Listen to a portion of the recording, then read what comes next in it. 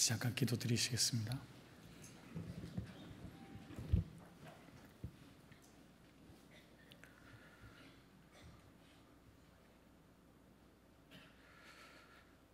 자비로우시고 거룩하신 우리 아버지 하나님, 참으로 감사합니다. 세상에 소망 없이 살아가던 저희들을 불쌍히 여겨주셔서 주님의 진리의 복음으로 불러주시고 영광스러운 천국의 소망을 갖게 해주심을 참으로 감사합니다. 또한 저희가 너무도 어리석고 연약함을 잘 아셔서 몸된 교회로 인도해 주시고 은혜 위에 은혜를 내려주시며 진리의 말씀으로 양육해 주심도 감사드립니다. 모이기를 힘쓰라는 말씀을 따라서 오늘 주님의 은혜와 사랑을 깨달은 형제요 자매님들께서 한자리에 모였습니다. 주님 이 시간 함께해 주셔서 주님의 뜻이 무엇인지를 바르게 깨달아 남은 인생을 주님을 섬기며 이뤄진 영혼을 건지며 바르게 세우는 일에 진력하는 우리가 될 수 있도록 인도해 주시옵소서.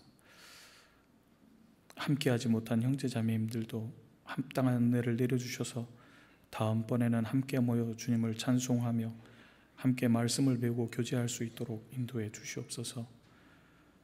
해외 선교하는 모든 발걸음 속에 주님 그 능력을 나타내 주시고 역사해 주시옵소서. 우리를 사랑해 주시는 예수님의 이름으로 기도드립니다. 아멘. 성경 찾겠습니다. 누가복음 7장입니다.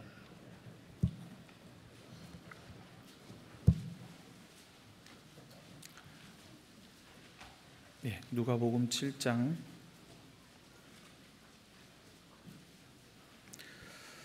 36절에서 50절 말씀입니다. 제가 한 절 읽고 형제자매님들께서 한 절 읽으시는 교독으로 읽어보겠습니다. 한 바리새인이 예수께 자기와 함께 잡수시기를 청하니 이에 바리새인의 집에 들어가 앉으셨을 때에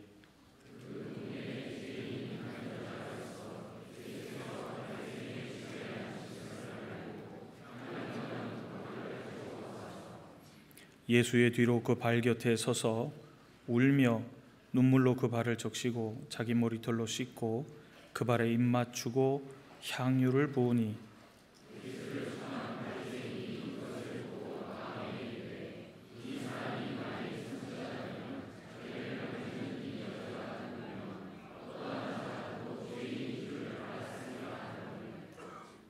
예수께서 대답하여 가라사대 시몬아 내가 네게 이를 말이 있다 하시니 저가 가로되 선생님 말씀하소서.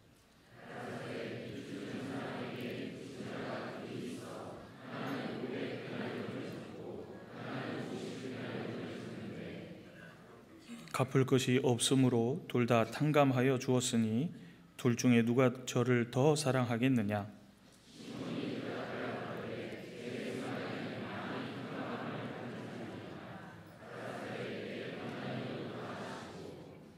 여자를 돌아보시며 시몬에게 이르시되 이 여자를 보느냐? 내가 네 집에 들어오매 너는 내게 발 씻을 물도 주지 아니하였으되 이 여자는 눈물로 내 발을 적시고 그 머리털로 씻었으며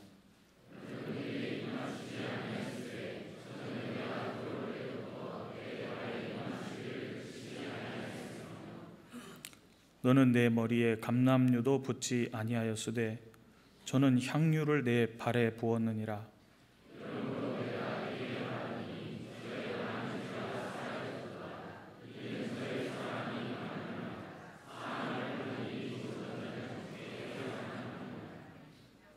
이에 여자에게 이르시되 네 죄사함을 얻었느니라 하시니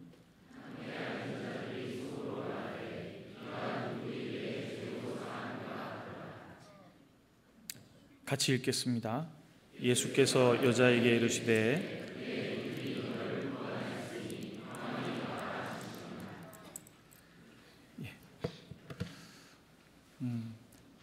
다시 인사드리겠습니다. 반갑습니다. 네. 1993년도 12월에 구원받은 이규철 형제라고 합니다. 지난 8년 6개월 정도 동안 이탈리아 밀라노라는 곳에서 선교를 하고 지난 7월에 돌아왔습니다. 그동안 기도해 주셨던 많은 분들께도 감사드리고 앞으로도 계속 기도해 주십사 말씀을 드렸습니다. 선진국 선교가 쉽지는 않은 것 같습니다. 그런데 계속해서 형제자매들께서 기도해 주시면 그 속에서 주님이 역사해 주시리라 믿습니다. 그래서 기도를 부탁을 드립니다. 이탈리아 그러면 여러분들은 아마 친숙하게 잘 아실 것 같습니다. 2002년 월드컵에서 우리나라가 이탈리아를 이기고 잘 모르시는 것 같습니다.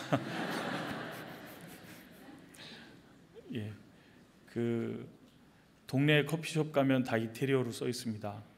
에스프레소, 프라푸치노, 카푸치노, 왜 자꾸 치노 뭐 그 이태리 말 아닙니다. 다 이태리 말입니다.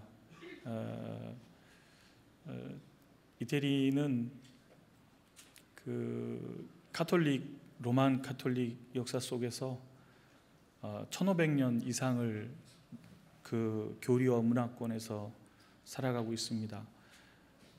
가까이 가서 이렇게 하나씩 들여다보면서 진짜 속상하고 통탄할 일이 참으로 많습니다. 그런데 그 문화권에서 살았기 때문에 거기서 이렇게 정죄하고 나오기가 쉽지는 않을 것 같습니다. 그러나 진리를 사모하는 분들이 주님께서 만나게 해주셔서 계속해서 구원받는 일이 생기리라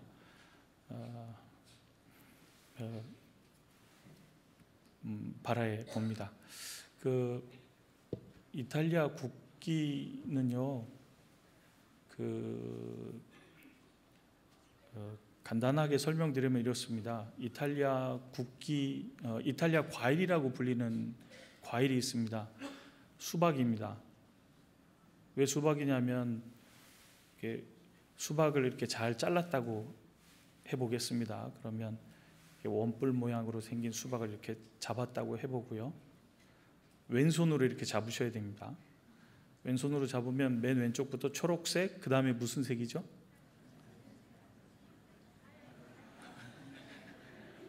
예, 철이 지나서 그런가요? 초록색, 하얀색, 빨간색입니다. 이탈리아 국기 색깔이라 이탈리아 과일이라고 부릅니다. 그 수박이 그래서 이탈리아 과일인데요. 수박이 이태리 말로 앙구리아입니다. 이태리 말은 사투리를 잘 쓰시면 금방 잘 아실 겁니다. 수박이 여름에 냉장고에 넣었다가 빼서 잘라 먹으면 맛있지야? 안 그리야?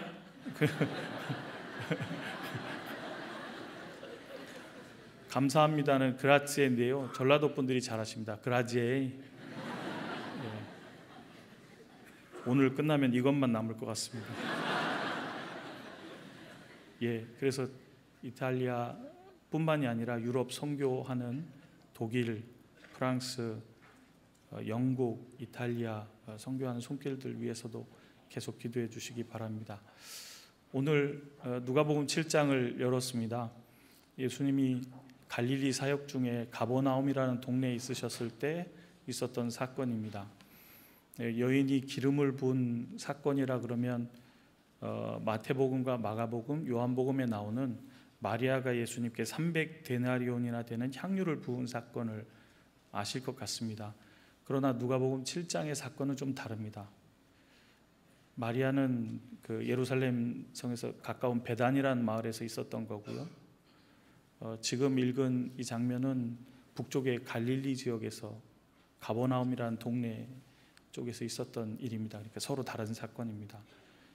같은 사건이라고 오해하시지 않으셨으면 해서 말씀드렸습니다. 이미 잘 알고 계실 거라고 생각합니다. 이야기가 이 일이 이렇게 시작됩니다. 36절에 한 바리새인이 예수께 자기와 함께 잡수시기를 청하니 이에 바리새인의 집에 들어가 앉으셨을 때에, 바리새인이 예수님을 청해서 식사하는 자리가 준비되었습니다. 바리새인이라 그러면 아마 잘 아시겠지만 예수님 당시에 유대 종파 중에 가장 엄한 파 그러면 바리새파입니다. 사도행전 26장에 바울이 내가 우리 문파들 중에 가장 엄한 파인 바리새파에서 공부했다라고 얘기하는 장면이 나옵니다. 그때 당시에 바리새파, 사두개파, 열심당원, 헤롯당, 그 다음에 또 어느 파가 있죠? 예, 있었습니다. 예, 그런데 그 중에 가장 엄한 파 바리새파입니다. 근데 이 바리새파 사람들은 참 이상하게도 그 본문 앞에 보면 하나님이 보내신 침례 요한의 세례를 받지 않았습니다. 앞에 잠깐 보겠습니다. 7장 29절입니다.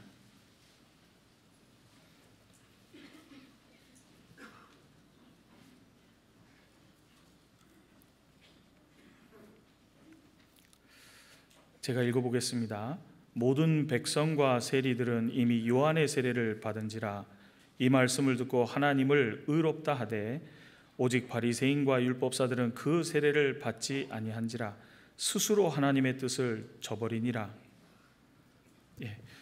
침례 요한의 세례를 받은 사람들은 모든 백성과 죄인의 대표라고 일컫는 세리들은 받았습니다. 그런데 바리새인과 율법사들은 받지 않았어요. 근데 설명이 되어 있기를 하나님의 뜻을 저버림이라 그랬습니다. 하나님께서는 예수님보다 6개월 먼저 침례 요한을 보내서 광야에서 외치는 자의 소리로 예수님의 길 첩경을 평탄케 하라라는 그 메시지를 주셨습니다.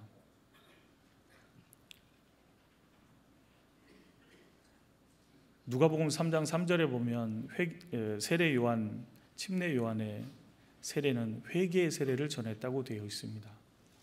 왜 회개의 세례를 전했냐면 세례 요한 뒤에 오시는 예수 그리스도를 통해서 죄 사함을 얻어 구원 얻게 하려고 침례 요한의 세례를 먼저 보내신 겁니다.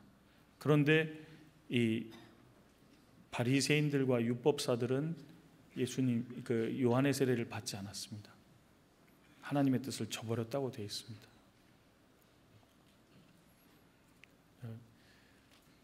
침례 요한을 보내신 이유도 모르고 받지 않은 거예요.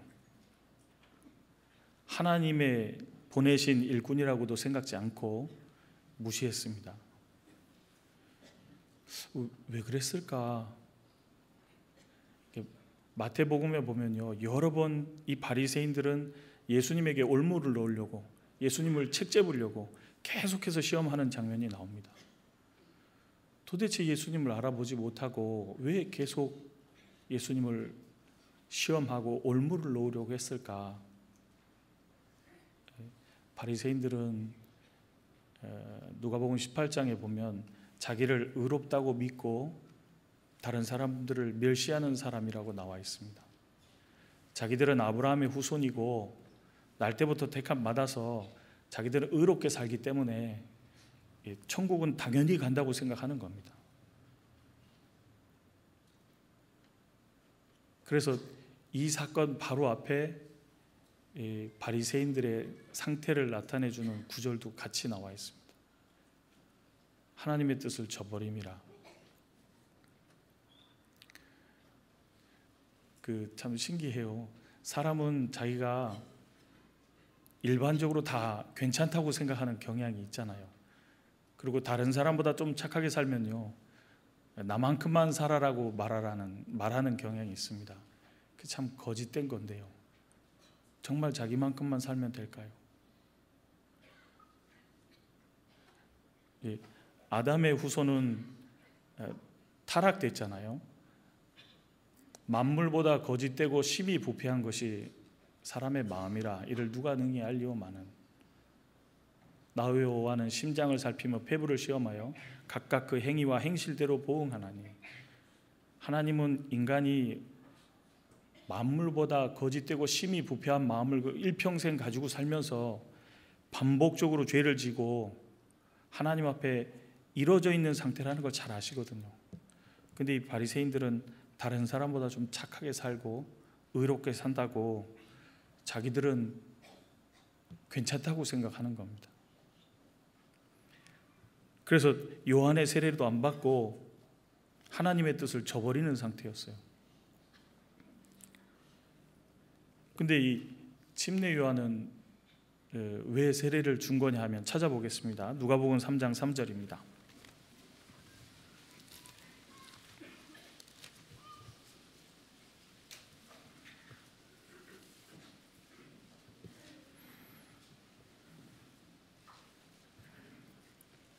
요한이 요단강 부근 각처에 와서 죄 사함을 얻게 하는 회개의 세례를 전파하니. 요한은 회개의 세례를 전파했다고 했습니다. 왜 회개의 세례를 전파했느냐? 자기의 죄로 지옥 가는 운명이라는 걸 알고 자기 뒤에 오시는 예수님을 통해서 죄 사함을 얻고 구원받으라고, 생명 얻으라고 회개의 세례를 전파했던 겁니다. 근데 문장을 잘못 읽으면 죄 사함을 얻게 하는 회개의 세례를 전파하니 회개가 죄사함이라고 읽을 수 있습니다. 그렇지 않습니다. 그 율법을 통해서는 죄가 드러나고 그 죄를 씻기 위해서 그리스도에게로 보내는 몽학선생 역할을 하는 거잖아요. 죄를 잘못했다고 뉘우친다고 죄가 없어지는 게 아니거든요. 그 죄가 씻어져야지 없어지잖아요. 그래서 침례 요한은 죄사함을 얻게 하는 회개의 세례를 전파했다 그랬습니다. 그래서 침례 요한의 궁극적 메시지는 어떻게 되어 있냐면 사도행전 16장입니다. 자기 뒤에 오시는 예수님을 믿으라고 했던 겁니다. 사도행전 19장입니다.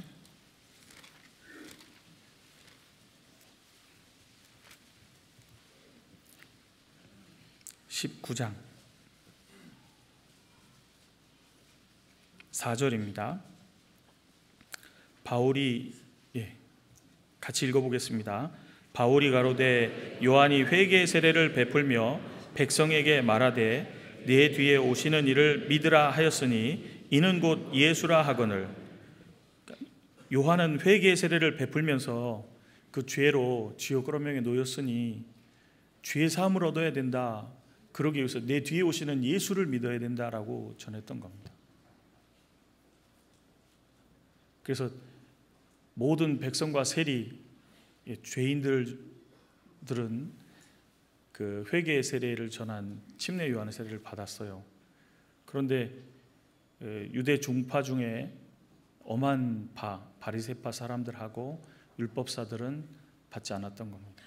하나님의 뜻을 저버리는 거예요. 왜 그러냐면 자기는 의롭다고 생각하니까 그런 거예요. 지금도 마찬가지입니다. 자기가 의롭다고 생각하면 예수님이 필요 없어집니다. 그래서 그 바리새인들은 침례 요한의 세례로 무시하고 하나님 뜻이 아니라고 생각하고 그런 사람들이었거든요. 바리새파 사람들은. 그런데 그 바리새파 사람 중에 한 사람이 예수님을 청한 겁니다. 신기하잖아요. 왜 청했을까? 이유는 잘 모르겠습니다. 정확한 이유는 모르겠지만 그 바리새인이었던 시몬 역시도 예수님을 업신여기고 있었다라는 것은 볼 수 있습니다. 누가복음 돌아가 보겠습니다. 7장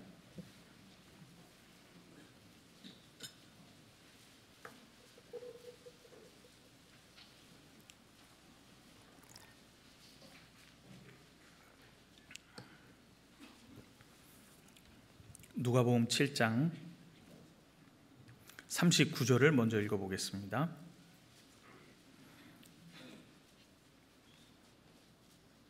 같이 읽어보겠습니다. 예수를 청한 바리새인이 이것을 보고 마음에 이르되 이 사람이 만일 선지자더면 자기를 만지는 이 여자가 누구며 어떠한 자 곧 죄인인 줄을 알았으리라 하거늘. 바리새인은 그 여인이 예수님께 나와서 발 곁에 서서 울며 눈물로 그 발을 적시고 머리털로 닦고 그 발에 입 맞추고 향유를 부으니까요, 마음으로 생각했습니다. 아이고, 선지자도 아니네. 알았으면 저럴 리가 없지 하고 얘기하고 그 마음으로 생각했던 겁니다. 근데 예수님이 다 알고 계셨어요. 참, 저희 구원받은 형제 자매님들도 경각심을 가져야 되는 부분이라고 생각합니다. 어떤 분들은 주님을 위해서 참 열심히 일하는 것 같은데 생각이 안 바뀌는 분들도 있거든요. 왜 그럴까? 그러면 행위로는 열심히 가는데 마음이 없는 수가 있는 거예요. 근데 예수님은 속아요, 안 속아요? 안 속습니다. 각 사람을 알 뿐 아니라 각 사람의 마음까지 다 아시기 때문에 예수님은 안 속으시는 거예요. 이 바리새인 이 시몬이라는 사람이요, 겉으로 보기에는 사회생활 잘했잖아요. 초청해서 같이 식사하고 멋지게 하는 것처럼 보였습니다. 근데 영생주로 오신 그 예수님과 아무 관계가 없는 거예요. 그냥 식사만 한번 하고 끝나잖아요. 마음이 없어요. 게다가 또 마음이 없는 게 뭘로 드러났냐면요, 그 다음에 예수님이 뭐라 그러냐면 44절입니다. 여자를 돌아보시며 시몬에게 이르시되 이 여자를 보느냐? 내가 네 집에 들어오매 너는 내게 발 씻을 물도 주지 아니하였으되.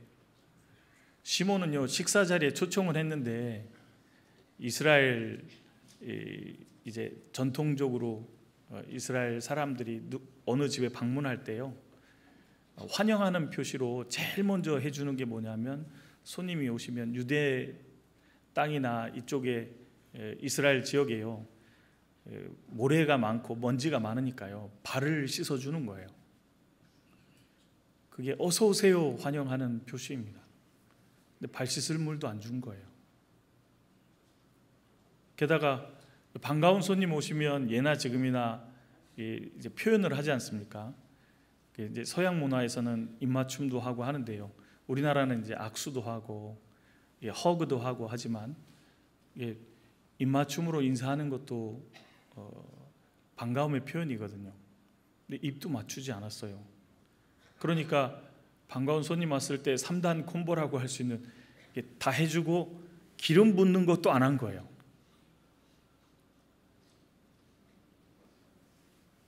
왜 안 했어요? 예수님을 진짜로 환영한 건 아닌 거예요.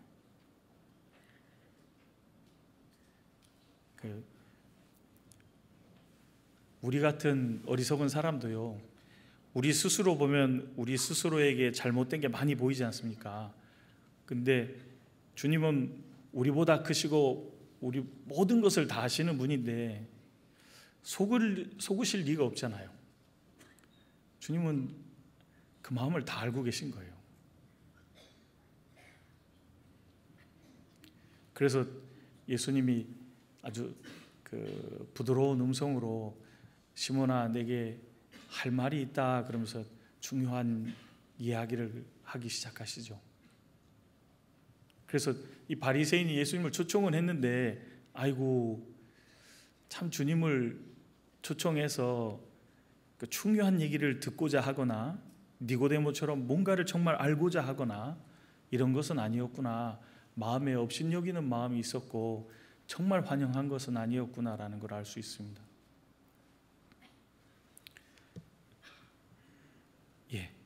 그런데 이제 예수님이 그 잡수제전 자리에 왜 가셨을까?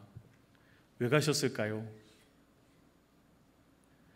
그 다 아셨을 거 아닙니까? 왜 가셨을까요? 저희는 만약에 다 알면 가요, 안 가요?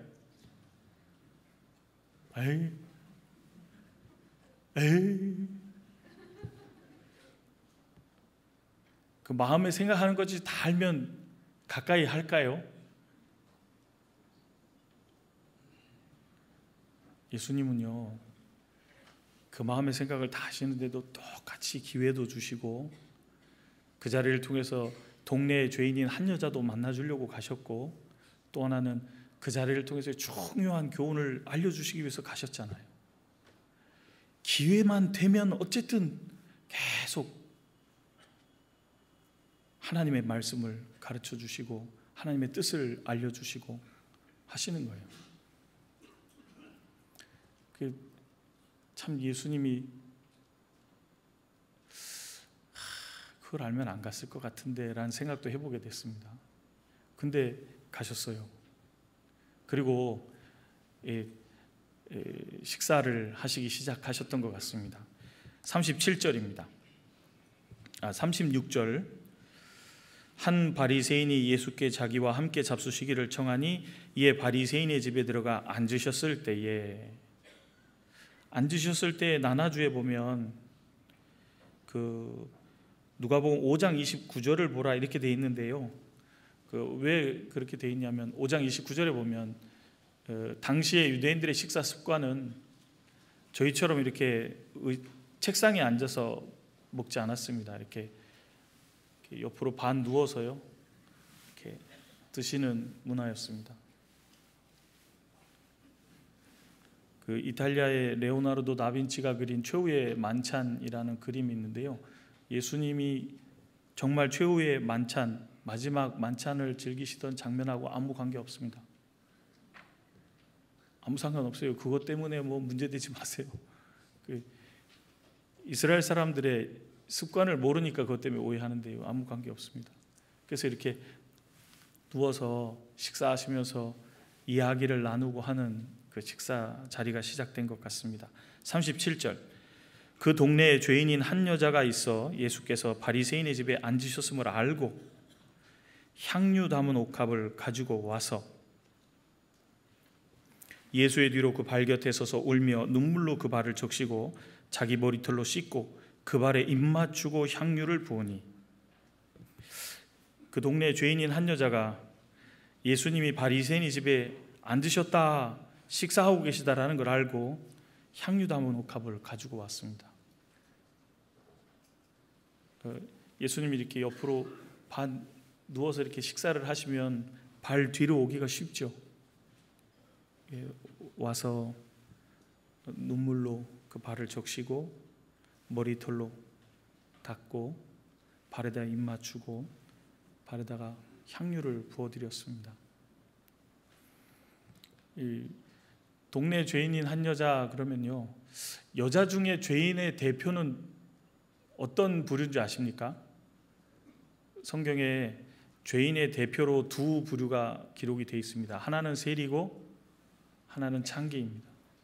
그래서 이 여인이 창기였을 것이다 라고 생각하는 사람들도 많습니다. 그럴 수 있습니다. 그런데 이 여인은 동네에서 알아주는 죄인이었습니다. 모르는 사람이 없어요. 바리새인도 보자마자 알았습니다. 보자마자 알 정도 되면 유명했다는 말이겠죠. 그 여인을 누가 가까이 했을까? 바리새인들은 상종도 안 했을 거고요. 아마 저희도 그때 살았으면 가까이 안 했을 수도 있습니다. 더러운 사람이라는 걸 알면 본성적으로 피하지 않습니까?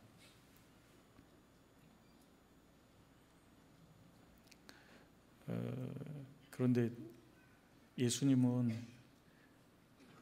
그 여인이 그걸 하도록 가만히 보셨어요. 두셨어요.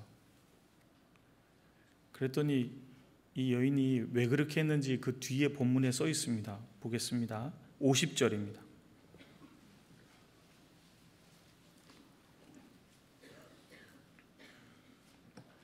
예수께서 여자에게 이르시되, 같이 읽겠습니다. 내 믿음이 너를 구원하였으니 평안히 가라 하시니라.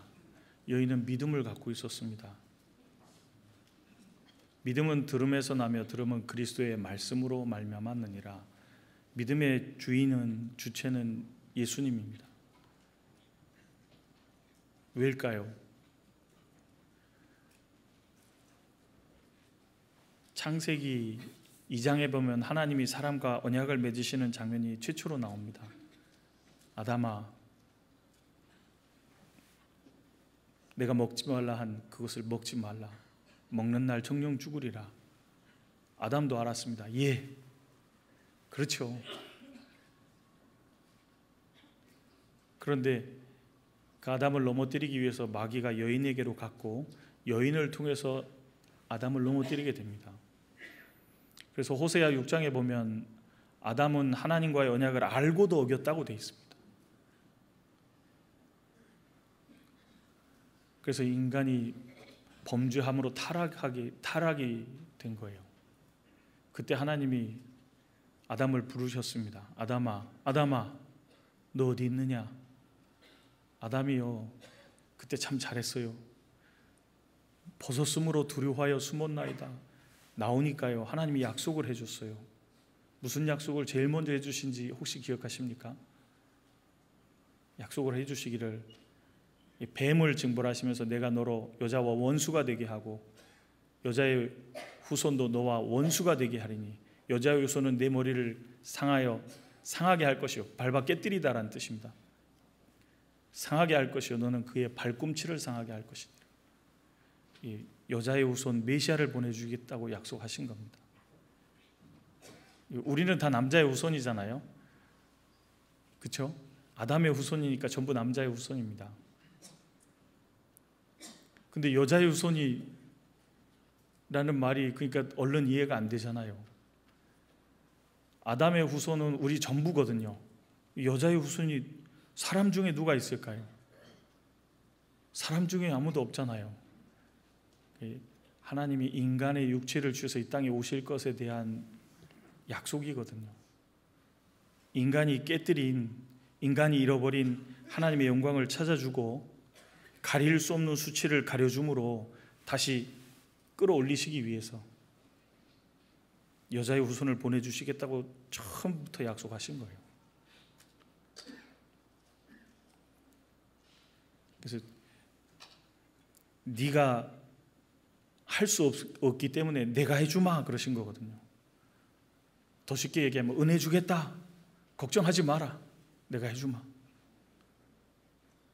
그리고 역사를 시작해 가시다가 창세기 12장에 보면 하나님이 아브라함에게 약속하실 때 세 가지를 약속하시는데요, 첫 번째는 내가 내게 지시할 땅으로 가라 그러죠. 가나안 땅이고요.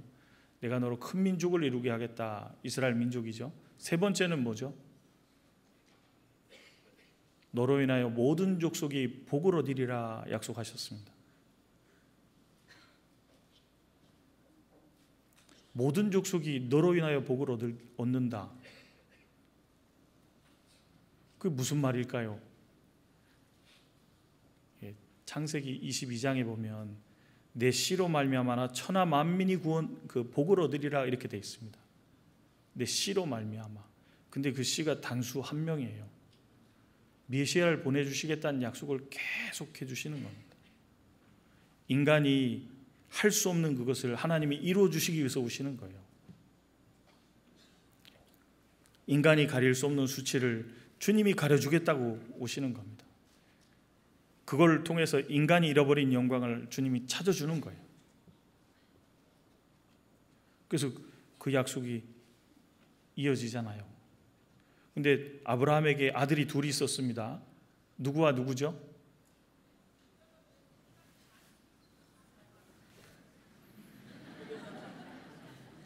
정답입니다. 이스마엘과 이삭이죠. 근데 누구의 후손으로 오신다고 하셨죠? 이삭에게서 나는 자라야 내 씨라 일컬으리라 그랬죠. 이삭의 후손으로 오잖아요. 인간이 할 수 없는 그것을 이루어주기 위해서 이삭의 후손으로 온다 그 말이잖아요. 그 이삭에게 또 두 명의 아들이 있었습니다. 누구죠? 에서와 야곱. 근데 그 축복을 누가 이어가죠? 야곱이 이어가죠. 에서가 장자의 명분을 경홀히 여기고 팥죽 한 그릇에 팔아버리잖아요. 그렇죠? 지금 같은 불공정 거래라고 막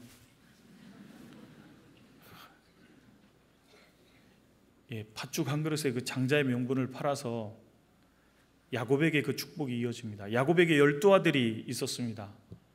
12아들 중에 누구의 후손으로 예수님이 오는 걸까요? 누구요? 예, 유다입니다. 예, 요셉에게 올 것 같잖아요. 요셉이 많은 역할을 했으니까. 그런데 요셉에게 오는 게 아닙니다. 요셉은 북이스라엘의 조상이 되잖아요. 아시리아가 침공했을 때 섞여버리니까 유다의 후손으로 온다고 했습니다. 그래서 창세기 내내 계속 메시아를 보내주시겠다는 약속이 흘러가잖아요. 인간이 할 수 없는 그것을 주님이 이루어 주시겠다고 약속된 것이 계속 흘러갑니다. 그리고 유다의 후손 중에 이사야서 11장에 보면 이새 줄기에서 한 싹이 난다 그랬습니다. 이새는 8명의 아들이 있는데 8명의 아들 중에 누구의 후손으로 오죠? 다윗의 후손으로 온다 그랬습니다. 다윗의 후손에서 메시아가 태어나서 인간의 수치를 가려주는 일을 해주시는 거예요. 왜? 우리가 할 수 없으니까. 사람은 죄가 얼마나 있는지 어느 정도 있는지 알 수가 없잖아요. 죄를 제어할 수도 없거든요. 죄를 해결할 능력도 없잖아요. 주님은 처음부터 그걸 다 알고 계셨던 거예요. 그러니까 해결해 주시겠다고 계속 약속하셨잖아요. 그래서 성경의 주인공이 누군지 아시죠? 모든 성경은 내게 대하여 증거하는 것이로다. 예수님을 증거하는 게 목적입니다. 왜요? 인간이 할 수 없는 그것을 해주시기 위해서 오시는 거거든요. 가릴 수 없는 수치를 예수님이 가려주기 위해서 오잖아요. 그래서 은혜를 받아들여서 의롭다함을 얻을 수 있도록, 구원받을 수 있도록, 누구든지 받아들임으로 구원받을 수 있도록 예수님이 오시는 거잖아요. 그 예수님이 어디서 태어날지도 예언이 돼 있고 무슨 일을 할지도 예언이 돼 있었습니다. 이사야서 53장에 우리는 다 양 같아서 그릇 행하여 각기 제 길로 갔거늘 여호와께서는 우리 무리의 죄악을 그에게 담당시키셨도다. 하나님이 버리신 일이지 않습니까? 그 죄를 해결하기 위해서 오시는 예수님이었던 거예요. 그래서 이 땅의 죄악을 하루에 없애리라 스가랴 성경에 말씀하신 것처럼 없애기 위해서 오시는 겁니다.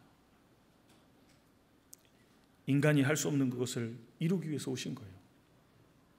그리고 모세오경에서도요, 율법을 주신 그 주님이 이렇게 설명하셨거든요. 율법을 준 이유가 열조들에게 약속한 거랑 좀 다르지 않느냐. 신명기 5장 보겠습니다.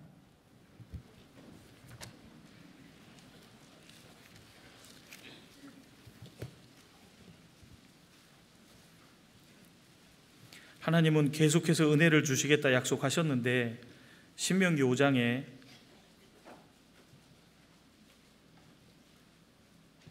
율법에 대해서 이렇게 말씀하셨습니다. 신명기 5장 2절 3절 같이 읽죠. 우리 하나님 여호와께서 호렙산에서 우리와 언약을 세우셨나니 이 언약은 여호와께서 우리 열조와 세우신 것이 아니요 오늘날 여기 살아있는 우리 곧 우리와 세우신 것이라. 이 언약은 여호와께서 우리 열조와 세우신 것이 아니요. 열조와 세우신 게 뭐죠? 은혜 주겠다고 약속하신 거잖아요. 그런데 호렙산에서 우리와 언약을 세우셨나니 이거 십계명 받은 거거든요. 이것은 이 언약은 여호와께서 우리 열조와 세운 것이 아니다 그랬잖아요. 열조와 세운 것이 뭐죠? 아브라함에게 약속한 대로 아브라함의 후손으로 천하 만민이 복을 얻게 된다라는 은혜 주겠다는 약속입니다. 그래서 갈라디아 성경 잠깐 보겠습니다. 갈라디아서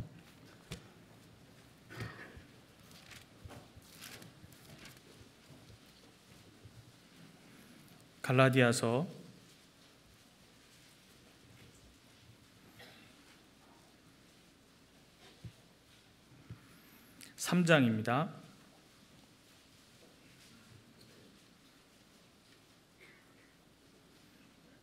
6절 아브라함이 하나님을 믿음에 이것을 그에게 의로 정하셨다 함과 같으니라. 믿음으로 그 믿음을 의로 여기실 것을 약속하신 내용입니다.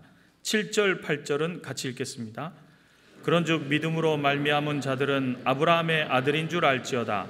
또 하나님이 이방을 믿음으로 말미암아 의로 정하실 것을 성경이 미리 알고 먼저 아브라함에게 복음을 전하되 모든 이방이 너를 인하여 복을 받으리라 하였으니. 아브라함에게 약속하실 때 이스라엘 민족 자체가 없었잖아요. 그런데 모든 족속이 천하 만민이 다 복을 얻는 걸 말씀하셨습니다.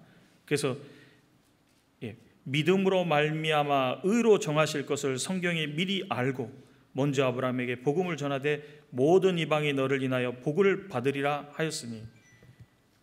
믿음이라는 거 은혜를 받아들여서 구원받을 것을, 의롭다함 받을 것을 말하는 겁니다. 행위로 말하는 게 아닙니다. 행위를 근거로가 아닙니다. 3장 15절입니다. 형제들아 사람의 예대로 말하노니 사람의 언약이라도 정한 후에는 아무나 폐하거나 더하거나 하지 못하느니라. 그렇죠. 사람이 약속해서도 정한 후에는 폐하거나 더하거나 못하잖아요. 그대로 지켜야 되지 않습니까? 그래서 바울 사도도 사람의 예대로도 말하는 겁니다. 사람들이 하는 것처럼도 말해보겠다. 정하면 취소 못하지 않냐, 더하지도 못하지 않냐. 16절 이 약속들은 아브라함과 그 자손에게 말씀하신 것인데 여럿을 가리켜 그 자손들이라 하지 아니하시고 오직 하나를 가리켜 네 자손이라 하셨으니. 같이 읽겠습니다. 곧 그리스도라. 내 씨로 말미암아 천하 만민이 복을 얻게 된다는 건 예수님 얘기한 겁니다. 은혜를 받아들여서 구원받고 의롭다함 받을 것을 얘기하는 거예요. 그런데 17절입니다. 내가 이것을 말하노니 하나님이 미리 정하신 언약을 430년 후에 생긴 율법이 없이 하지 못하여 그 약속을 헛되게 하지 못하리라. 하나님이 미리 정하신 언약이 뭐예요? 아브라함과 열조들과 맺은 언약, 은혜 주겠다라는 겁니다. 너희가 할 수 없는 그것을 내가 이루어 주겠다, 은혜 주겠다는 말이죠. 그 언약을 430년 후에 생긴 율법이 없이 하는 게 아니다. 열조와 세운 약속을 헛되게 하는 것이 아니다 그 말이에요. 그럼 율법은 뭐냐? 율법은 죄가 율법 있기 전에도 있었는데 율법이 없으니까 죄를 죄로 여기지 않는 거예요. 그래서 범법함을 인하여 더한 것이라 그 밑에 설명이 나오잖아요. 그래서 율법을 왜 주셨냐? 율법을 통해서 죄를 깨닫고 그 죄 문제를 해결받을 수 있는 것은 하나님이 원래 주시겠다라는 은혜밖에 없으니까 은혜 아래로 나아가라, 그리스도에게로 나아가라, 그러기 위해서 율법을 주셨다 그 말입니다. 24절입니다. 이같이 율법이 우리를 그리스도에게로 인도하는 몽학선생이 되어 우리로 하여금 믿음으로 말미암아 의롭다함을 얻게 하려 함이니라. 율법이 하는 역할이 자세히 보면 크게 세 가지인데요. 첫 번째는 하나님이 얼마나 의롭고 거룩하고 선한지가 드러나는 겁니다. 하나님이 얼마나 거룩하고 의롭고 선한지 우리가 그 기준에 도달할 수 없다라는 걸 알게 되는 거예요. 그래서 하나님이 그 기준을 봤을 때 우리가 그 앞에서 이야, 너무 많은 죄를 알게 되지 않습니까? 율법으로는 죄를 깨달음이니라, 로마서 3장에 있는 것처럼요. 근데 거기서 끝이 아닙니다. 그렇기 때문에 그 죄 문제를 해결하려면 누구에게로 인도해 주는 거예요? 그리스도에게로 인도해 주는 거예요. 그래서 이같이 율법이 우리를 그리스도에게로 인도하는 몽학선생이 되어, 몽학선생이 이스라엘 그때 당시에요, 초등학문 기관 그 선생님들인데요, 그 선생님들의 잘 기름을 받으면 이렇게 사회로 잘 내보내는 겁니다. 잘 기름 받아서 내보내요. 손에 붙들리면 배우러 가고 잘 길러지는 겁니다. 우리식으로 이해하면 이렇게 생각하시면 됩니다. 요즘에 우리나라는 노란 차 많잖아요. 유치원에 노란 차 타면 어디 가요? 체육관이라고 써 있습니다. 어디 가요?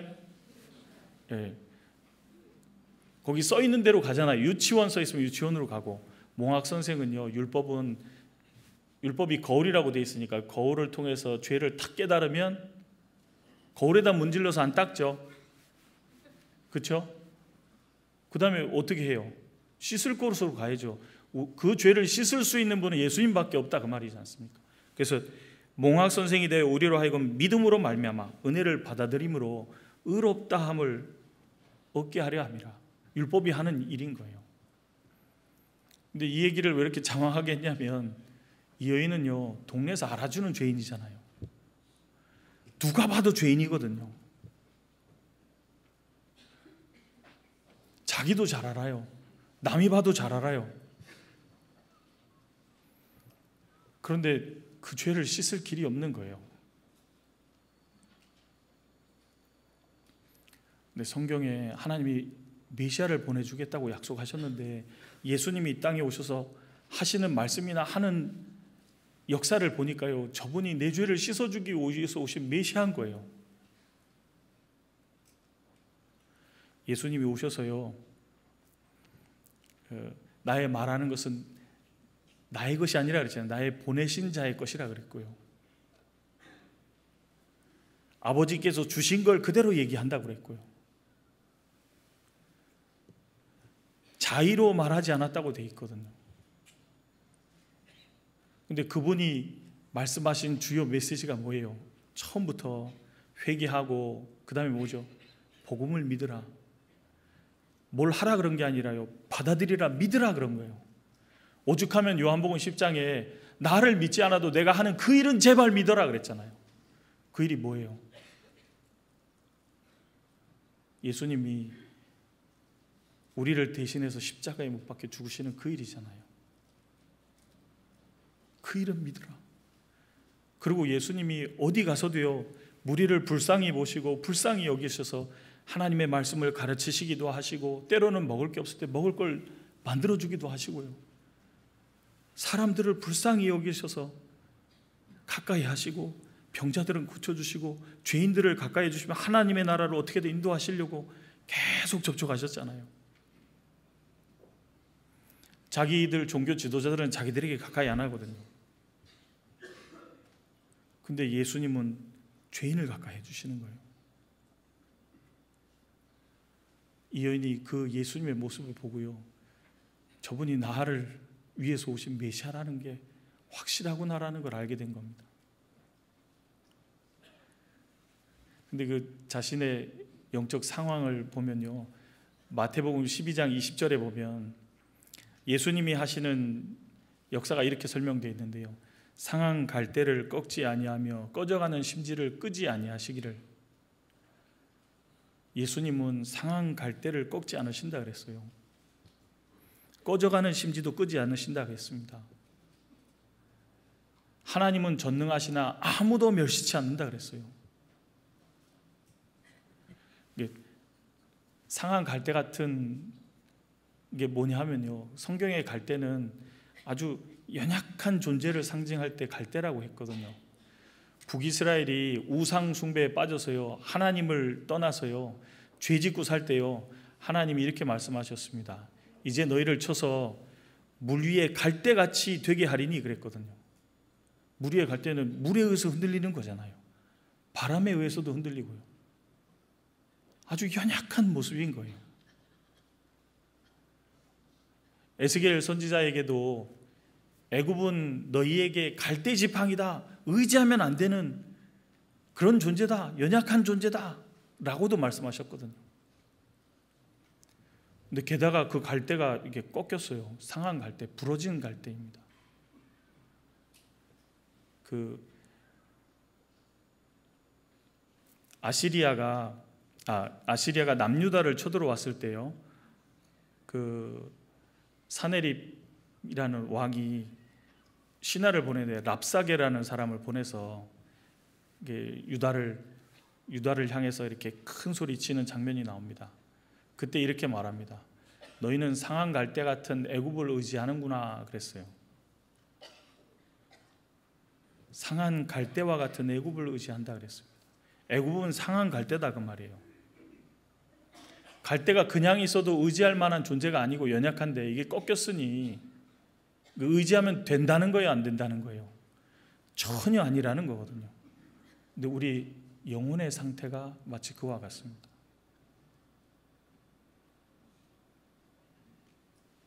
죄로 인하여 비참한 상태인데 상한 갈대 같은 상태인 거예요.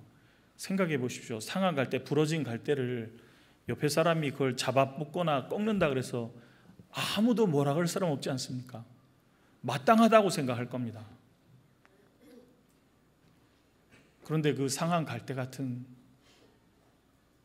그 사람을 꺾지 않으시는 거예요. 꺼져가는 심지라고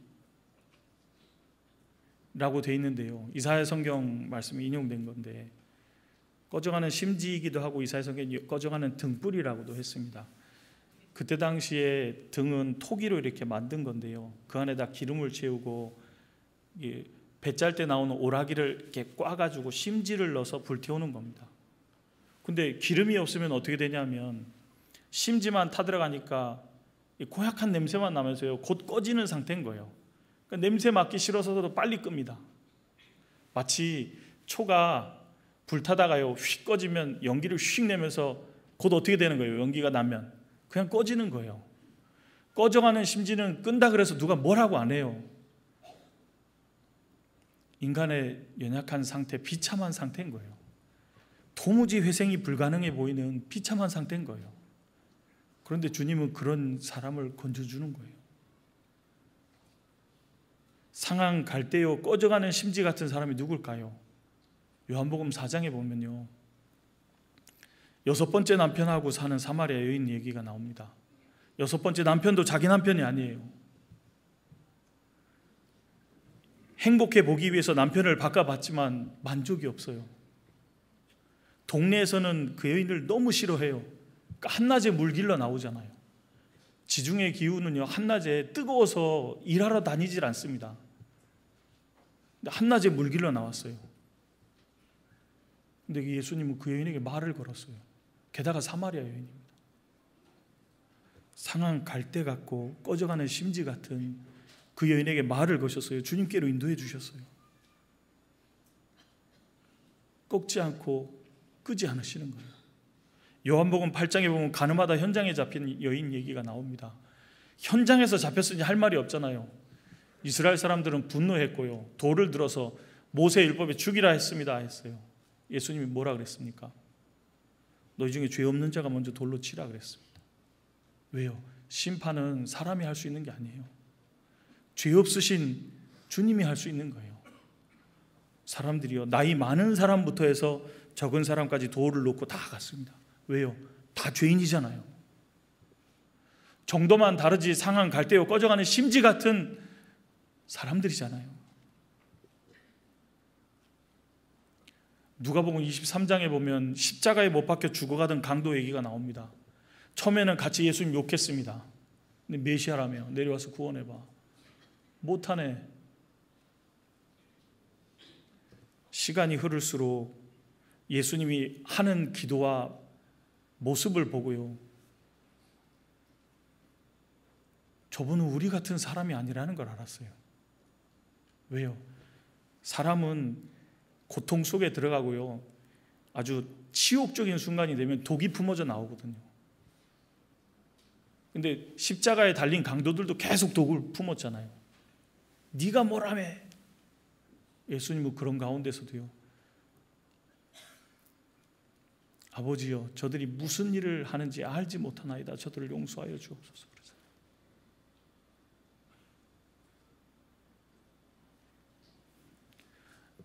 그러다가 이 한편 강도는요, 하나님 두려운 마음이 쓱 들어갔어요. 그래서 한편 강도에게 너는 동일한 보응을 받고도, 상당한 보응을 받고도 하나님을 두려워하지 않느냐? 그러면서 예수님께 부탁을 했습니다. 당신의 나라에 임하실 때 나를 좀 생각해 달라고, 불쌍히 여겨 달라고 그랬어요.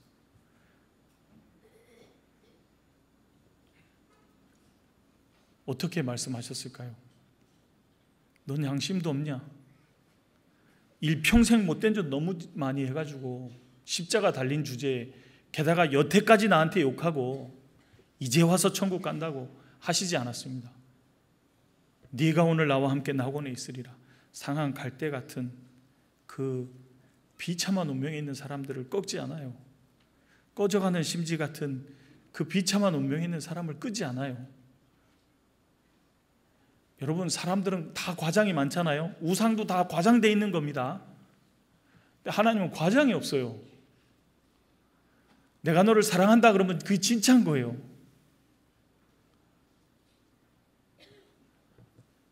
예수님은 정말로 사랑하셨어요. 멸망하는 걸 원하지 않으셨습니다. 어떻게든 건져주기를 원하셨어요. 그래서 죄인을 가까이 하셨고 그들을 건지기를 원하셨습니다. 내가 하늘로서 내려온 것은 내 뜻을 행하려 함이 아니요 나를 보내신 이의 뜻을 행하기 위해서 왔다 그랬어요. 아버지의 뜻이 뭐예요? 우리를 대신해서 십자가에 못 박혀서 죽으셔서 죄를 용서하시고 영원히 사하시고 우리를 의롭다 하시는 거예요.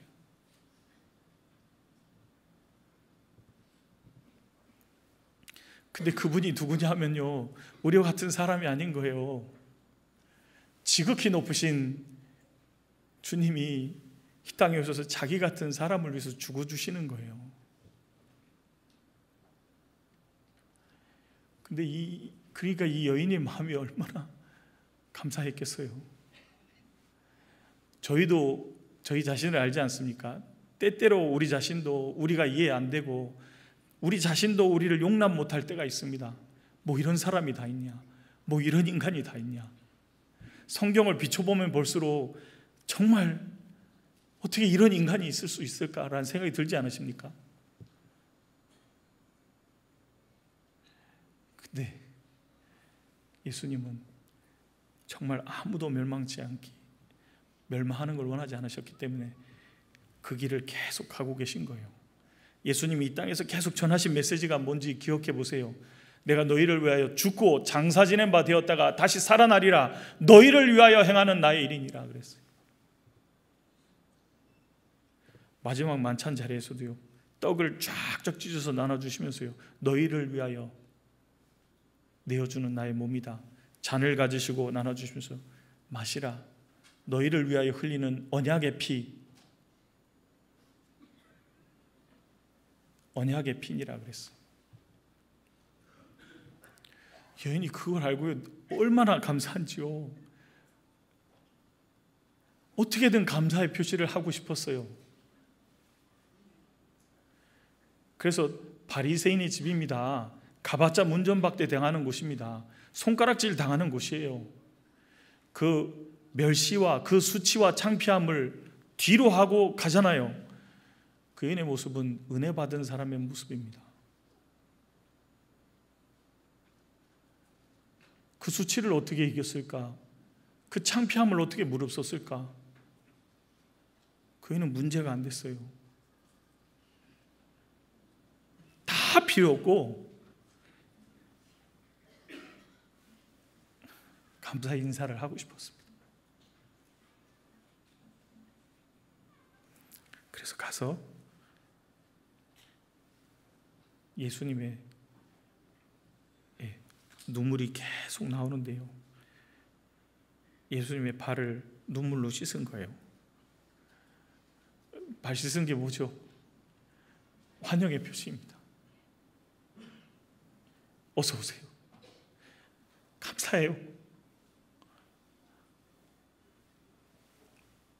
또한 회개의 눈물입니다. 나 같은 사람을 위해서 오셨어요.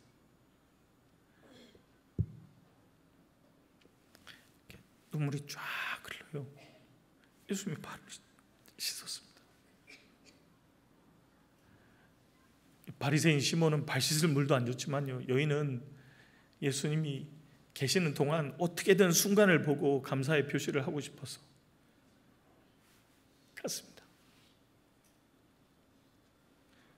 기회가 오자 얼른 뛰어가서 예수님의 발을 씻었습니다. 지금도 누가 예수님을 영접할까요? 자기가 비참한 죄인이라는 걸 정말 아는 사람이 주님을 영접합니다.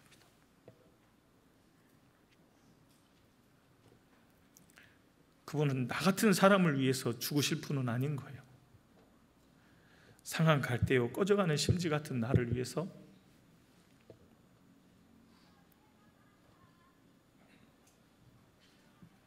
창피함 상관없어요. 수치 상관없어요. 욕해도 할 말 없는 인생이거든.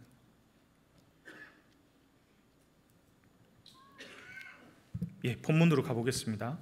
본문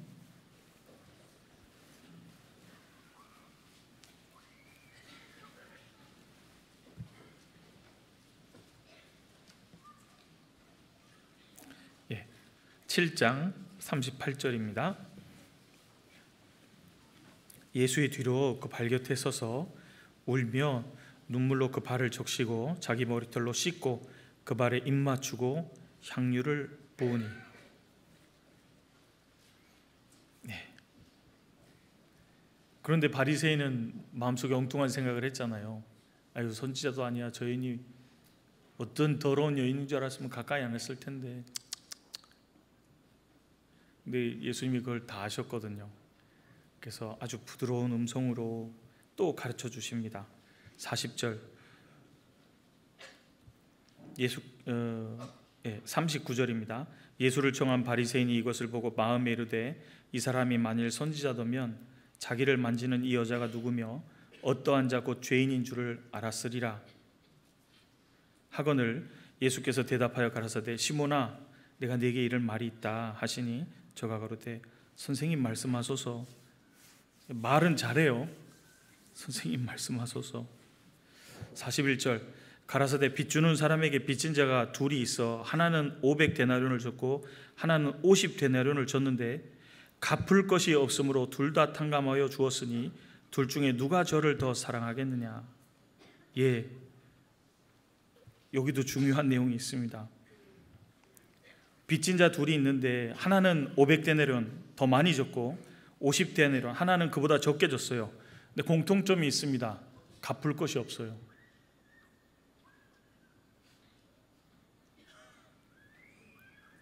그래서 주인이 빚 주는 사람이요 둘 다 탕감해 줬어요. 여러분도 한번 생각해 보십시오. 둘 중에 누가 더 저를 사랑할까요?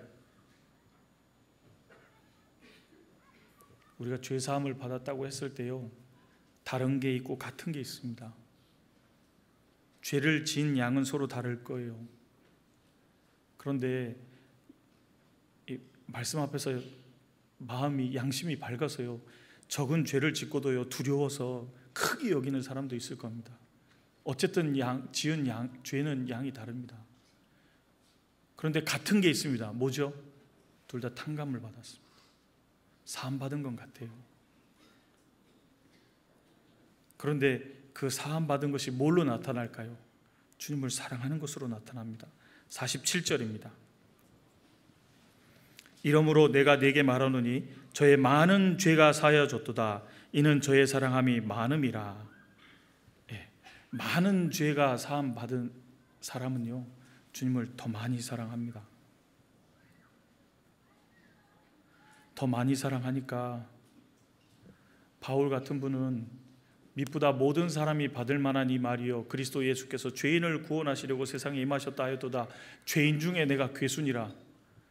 죄인 중에 자기가 가장 큰 죄인이라고 생각했어요. 그러니까 주님을 얼마나 사랑했어요. 자기 인생을 다 드려도 아깝지 않았어요. 죽는 날까지 주님의 뜻대로 살아가는 걸 간절히 원했어요. 베드로 다른 제자들보다 더 많이 탕감을 받았죠. 왜요? 베드로가 다른 제자들보다 더 큰 소리 많이 쳤잖아요. 그렇죠?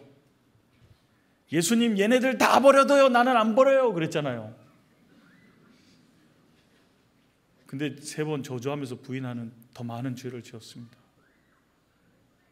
그런데 그것도 다 탕감을 받았어요. 그렇게 되자 어떻게 됐죠? 사랑함이 더 많았습니다. 다른 사도들보다도 더. 그래서 죽기까지 주님을 섬기고 따라가지 않습니까? 기꺼이 그걸 원하는 거예요. 사랑하기 때문입니다. 그런데 시몬은 답은 맞췄는데 사함 받은 게 있어요, 없어요? 없어요. 그러니까 예수님을 용접하지도 않고, 그렇죠? 예수님에게 입 맞추지도 않고 예수님을 위해서 좋은 걸 헌신하지도 않잖아요. 근데 반면에 이 동네에 이 죄인인 한 여자는 어떻게 했어요?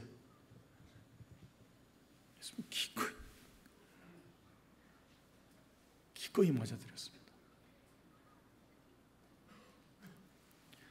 44절입니다. 여자를 돌아보시며 시몬에게 이르시되 이 여자를 보느냐? 내가 네 집에 들어오매 너는 내게 발 씻을 물도 주지 아니하였으되 이 여자는 눈물로 내 발을 적시고 그 머리털로 씻었으며. 누가 진짜 주님을 영접했어요? 이 동네 죄인인 한 여자. 주님이 진짜 감사하고 주님을 마음으로 영접했어요.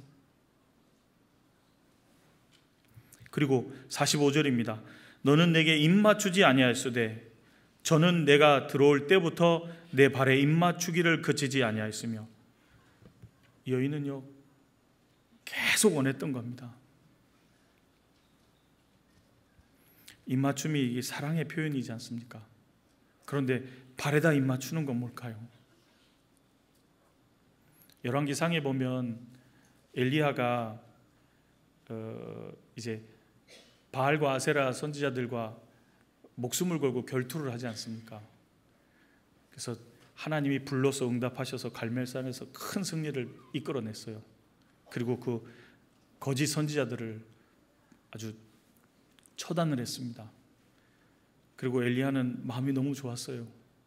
이제 이스라엘은 하나님께로 돌아가겠다. 근데 이세벨이라는 여자가 그걸 알고요, 아합의 아내잖아요. 아합 왕의 아내. 내가 아끼는 선지자들을 처단했다고? 넌 오늘 내 손에 잡히면 죽어. 그리고 쫓아갔잖아요. 그걸 보면서도 돌이키지 않는 걸 보고요, 마음이 너무 상한 거예요. 이렇게까지 했으면 어떻게 생각했을까요? 돌이킬 거라고 생각했거든요. 근데 자기 생각대로 결과가 나오지 않으니까 어떻게 됐어요? 다 필요 없어요. 죽여주세요. 에이, 집에 갈 거예요. 그리고 막 가잖아요. 그런데도 하나님은 계속해서 먹을 걸 주시고 네가 곤비할까 하노라, 먹어라. 호렙산까지 인도에 가셨습니다. 그때 하나님이요, 이 엘리야에게 여러 가지 놀라운 광경을 보여줘요. 근데 그 모든 놀라운 광경 속에서 하나님 안 계셨는데 세미한 음성이 들렸어요. 엘리야야, 네가 왜 여기 있냐? 이게 책망이기도 하지만 주님이 함께 계신다는 사랑의 음성이잖아요. 엘리야가 거기서 회복이 됐습니다. 그때 하나님이 이런 얘기를 해주세요. 바알에게 무릎 꿇지 아니한, 그리고 입 맞추지 아니한 7,000인을 내가 남겨뒀다 그랬습니다. 바알에게 무릎 꿇었습니다. 그 다음에 입 맞춥니다. 어디다 입 맞춰요? 발에다 입 맞추는 겁니다. 그게 무슨 얘기냐면요, 난 당신의 종입니다, 당신 말만 듣는 종입니다 라는 뜻입니다. 여인은 발에다 입 맞췄어요. 받은 은혜와 사랑이 크다 보니까요, 마치 스스로 종된 그리스도인의 모습처럼요, 예수님의 발에다 입 맞췄어요. 바울 사도도 스스로 종됐잖아요. 왜? 그 사랑을 깨달아서 그랬지 않습니까? 출애굽기에 히브리 종을 사면 6년은 일할 거요 7년은 내보내라, 자유하게 하라 그랬는데, 자유하는 해에 내가 주인을 사랑하여 자유하지 않겠습니다 그러고 스스로 종되는 경우 있다 그랬잖아요. 그리스도인의 모습입니다. 받은 은혜와 사랑이 크고 고맙고 감사해서 스스로 종이 되는 거예요. 발에다 입 맞추기를 그치지 아니하였으며, 46절입니다. 너는 내 머리에 감람류를 붓지 아니하였으되 저는 향유를 내 말에 부었느니라. 이 감람류라는 건 올리브 기름인데요, 당시에 이렇게 이제 많이 사용하던 기름입니다. 근데 향유는 수식어가 있어요. 값비싼 향유입니다. 찬송에도 있잖아요. 값비싼 향유를. 그런 찬송이 있습니다. 향유는 수식어가 값비싼이에요. 이거 비싼 거예요. 이 여인은 재산이 많았는지 적었는지 모르지만 그 비싼 것을 예수님 앞에 와서 그 발에다 부어드렸어요.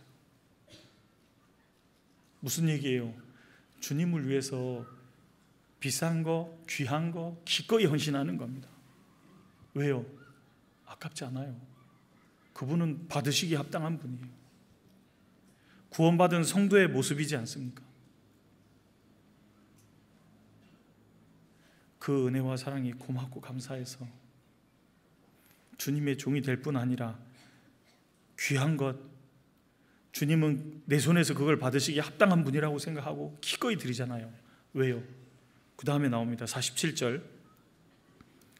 이러므로 내가 네게 말하노니 저의 많은 죄가 사여졌도다. 이는 저의 사랑함이 많음이라. 예, 사랑함이 많아서 죄가 사여졌다는 말이 아닙니다. 예, 죄는 피 없이는 사해지지 않잖아요. 그렇죠? 예수님이 이때 당시에 계실 때 복음을 전파하셨다 그랬는데, 예수님이 전하셨던 복음은 예수님이 우리를 위해서 죽으시고 장사 지낸 바 되었다가 부활하실 것이라는 얘기를 계속 하신 거예요. 그걸 믿으라고. 그렇게 하실 테니까. 저희가 전하는 복음은 뭐예요? 예수님이 이루신, 우리를 위해서 죽으시고 장사 지낸 바 되었다가 사흘 만에 부활하셨다라는, 그것이 나를 위해서라는 그 복음을 전하는 거지 않습니까? 그 내용을, 그 예수님에 의해서 죄가 사해지는 거니까, 많은 죄가 사여짐으로 사랑함이 많다 그 말입니다. 저의 사랑함이 많음이라. 사함을 받은 일이 적은 자는 적게 사랑하느니라. 예, 어쨌든 구원받은 성도는 많든 적든 사함을 받은 사람입니다. 주님을 사랑하는 사람이에요. 구원 안 받은 사람은 주님을 사랑하지 않습니다. 주님을 위해서, 그러니까 주님의 말을 듣지 않고, 주님의 말을 듣지 않습니다. 그리고 주님을 위해서 기꺼이 헌신하지 않습니다. 그 어떤 것도 안 나와요. 감람류도 안 나왔잖아요. 안 나오죠. 주님의 말씀을 듣지 않을 뿐 아니라 주님의 종이 되지 않고 따라가지 않으며 주님을 위해서 헌신하지 않습니다. 왜요? 사랑을 깨달은 적이 없어요. 깨달았다면 이게 많든 적든 주님을 사랑하거든요. 구원받은 성도는 주님을 사랑하는 사람들이잖아요. 왜요? 죄 사함으로 말미암는 구원, 그 은혜를 받아서 은혜와 사랑을 깨달았기 때문입니다. 그래서 그 믿음이 너를 구원하였으니 평안히 가라. 예수님께서 확실히 평안히 갈 수 있도록 딱 도장까지 찍어주셨습니다. 예수님이 말씀하시면 확실한 거잖아요. 그래서 이 주님의 은혜와 사랑을 깨달은 사람은요, 이 동네의 죄인인 한 여자처럼 자기의 죄를 위해서 죽으신 그 주님을 기쁘게 영접할 뿐 아니라 주님의 발에 입맞추는 종이 되고, 그리고 그분을 위해서 기꺼이 헌신하는 사람들이 되는 겁니다. 왜냐하면 사랑하기 때문에 그런 거예요. 다른 거 없어요. 사랑하기 때문인 겁니다. 바울 사도도 고린도전서 15장 10절에 이렇게 말했습니다. 같이 보겠습니다. 고린도전서 15장 10절에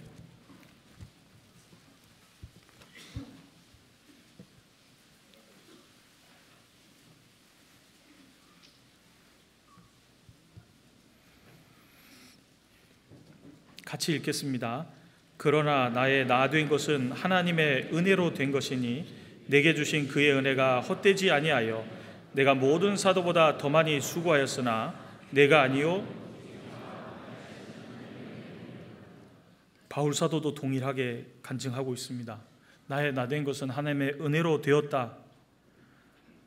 내가 예수 믿는 자들을 핍박하고 회방할 뿐 아니라 폭행을 가했던 사람이다. 스데반 집사님이 돌에 맞아 죽을 때 가편투표를 한 사람이잖아요. 그런데 그런 내가 구원함을 얻은 건 오직 주님의 은혜 때문이다. 그 주님의 사랑의 풍성함 때문이다.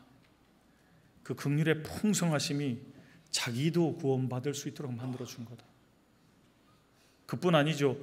그런 나에게 주님의 일을 할 수 있는 그 직분도 주셨다. 사도라는 직분을 주셨습니다.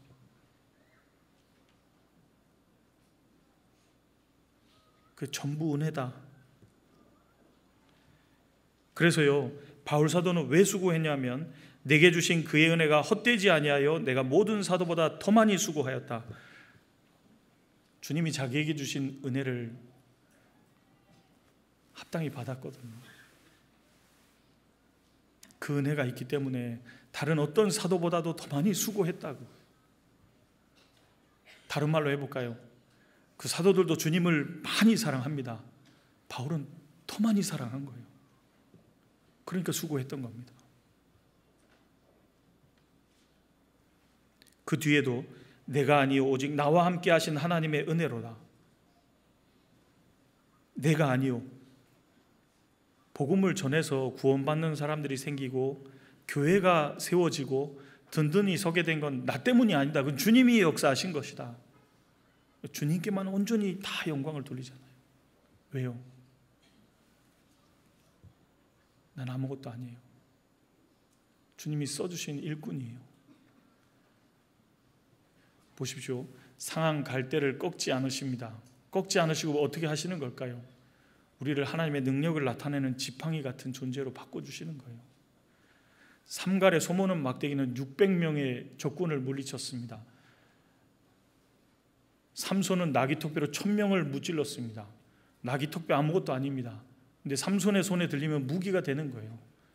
그런데 상한 갈대 같은 비참하고 볼품없는 인생을요, 주님이 건져주시고 하나님의 능력이 나타나는 지팡이로 만들어주시길 원하시는 겁니다.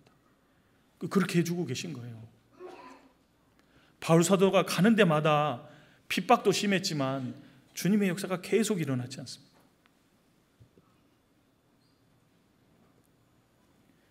꺼져가는 심지를 끄지 아니하시고 그 사람의 영혼이 여호와의 등불이라 그랬잖아요. 기름이 없어서 타들어가는 그 등에요, 주님이 구원받을 때 성령을 부어주시잖아요. 기름을 부어주셨습니다. 기름이 부어지니까요 쫙 타는 거예요. 그리고 주변을 밝히는 등이 되는 겁니다. 너희는 세상의 빛이라, 빛으로 만들어주신 거예요. 전에는요 고약한 냄새만 풍기고 살아가던 인생이었습니다. 그 마태복음 12장 20절 밑에 보면요, 연기나는 3대와 같다라고 이렇게 나나주가 되어 있는데요, 이게 배로 되어 있기 때문에 타들어가면 고약한 냄새 나거든요. 고약한, 이상한 고약한 냄새 맡을 때 이렇게 코가 탁 막히잖아요. 이사야 성경에 보면 이스라엘이 동산 위에서 우상 숭배하면서 뭐라 그랬냐면요, 나는 너보다 거룩하니 너희는 저리 가거라, 막 이러니까요, 이 이스라엘 사람들의 모습은 하나님 코에 연기 같은 거라 그랬거든요. 죄를 짓고 살아가는 모든 인생이 하나님 귀에 연기인 거예요. 그런데 그런 운명에 있는 비참한 사람들을, 영혼들을 건져서 영혼에 기름을 넣어주세요. 성령을 부어서 불이 확 붙여서요 세상을 비추는 등불로 만들어주시는 거예요. 주님이 우리를 그렇게 만들어주셨거든요. 바울도 그렇지 않습니까? 베드로도 그렇지 않습니까? 우리를 이 땅에 두신 건요, 주변에 그 빛을 밝히라고.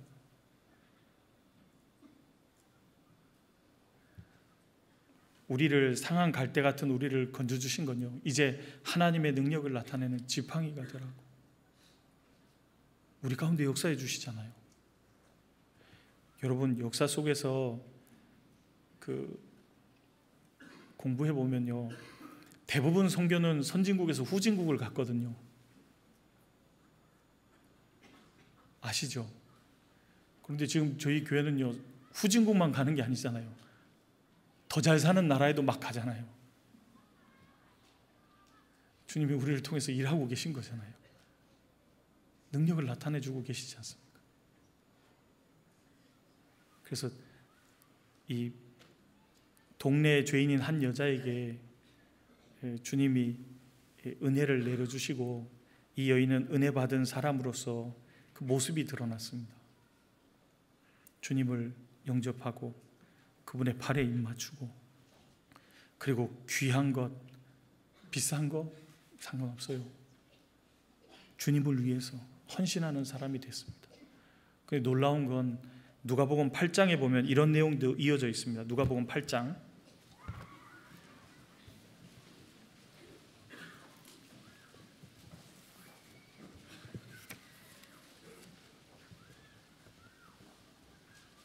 누가복음 8장 1절부터 3절 같이 읽겠습니다.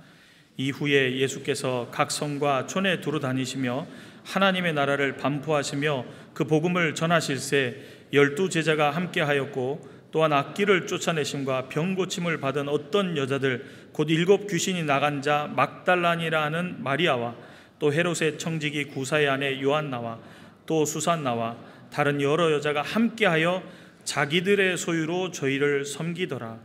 자기들의 소유로 주님과 그 제자들을 섬긴 이유는 받은 은혜와 사랑 때문에 기꺼이 했던 겁니다.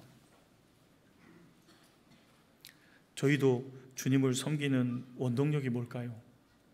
받은 은혜와 사랑 때문입니다. 주님께 받은 사랑 있는 분들은요, 당연히 주의 말씀도 사랑하죠. 그 말씀에 써 있거든요. 나를 얼마나 사랑하시는지가. 그리고 주님의 몸된 교회도 당연히 사랑하죠. 주님의 몸된 교회잖아요. 그리고 형제 자매들 사랑하죠. 하나님께로 똑같이 난 하나님의 자녀들, 형제들이니까, 자매님들이니까 사랑하죠. 그리고 이뤄진 영혼도 사랑하잖아요. 주님이 그 이뤄진 영혼들을 위해서 죽으시기도 하셨잖아요. 그 이뤄진 영혼을 건지기 위해서 마음도 가고 발도 가고 같이 가는 거잖아요. 왜요? 사랑하니까. 그래서 오늘은 우리 구원받은 성도들 마음속에 주님을 사랑하는 그 마음이 여전한지. 왜요? 주님 우리에게 물으실 겁니다. 네가 나를 사랑하느냐? 주님은 주님을 사랑하는 그 사람에게 내 어린 양을 먹이라 일을 주시는 겁니다. 주님을 사랑하는지 주님이 물으시거든요. 2절만 찾아보고 마치겠습니다. 요한복음입니다. 요한복음 21장 15절입니다.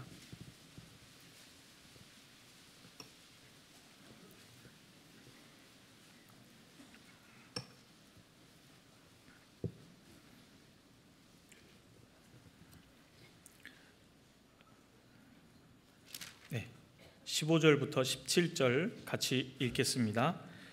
저희가 조반 먹은 후에 예수께서 시몬 베드로에게 이르시되 요한의 아들 시몬아 내가 이 사람들보다 나를 더 사랑하느냐 하시니 가로되 주여 그러하외다. 내가 주를 사랑하는 줄 가라사대 내 어린 양을 먹이라 하시고, 또 2번째 가라사대 요한의 아들 시몬아 내가 나를 사랑하느냐 가로되 주여 그러하외다. 내가 주를 사랑하는 줄 주께서 아시나이다. 가라사대 내 양을 치라 하시고, 3번째 가라사대 요한의 아들 시몬아 내가 나를 사랑하느냐 하시니 주께서 3번째 네가 나를 사랑하느냐 하심으로 베드로가 근심하여 가로되 주여 모든 것을 아시오매 예수께서 가라사대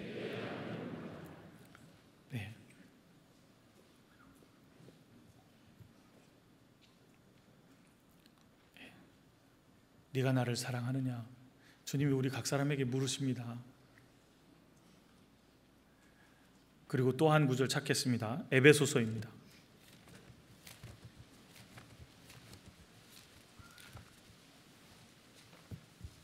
에베소서 6장 24절입니다.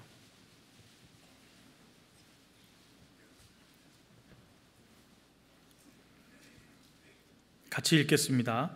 우리 주 예수 그리스도를 변함없이 사랑하는 모든 자에게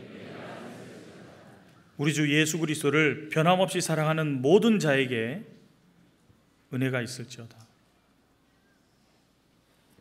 주님을 변함없이 사랑하는지 오늘 돌아보는 시간 되었으면 좋겠습니다. 기도하시겠습니다.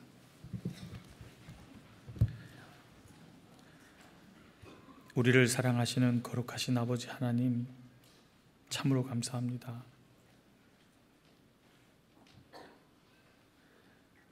영원한 형벌 가운데서 저희와 같은 자들을 구원해 주시고 주님의 자녀 삼아 주신 것을 참으로 감사합니다. 이제 상한 갈대가 아니요 꺼져가는 심지가 아닌 세상을 비추는 등불로 우리를 이 세상에 두신 것을 압니다. 주님의 재림이 다가오는 시기에 살고 있는 저희들, 이 세상에서 빛의 역할을 온전히 할 수 있도록 우리 각 사람을 도와주시고, 복음이 전해지는 데마다 주님께서 역사해 주시고 능력을 나타내 주시기를 간절히 소원합니다. 이제 남은 많은 전도 집회들이 있습니다. 또 전국에서 세계적으로 복음이 전해지고 있습니다. 그 모든 곳에서 주님의 능력과 역사를 나타내 주시기를 간절히 소원합니다.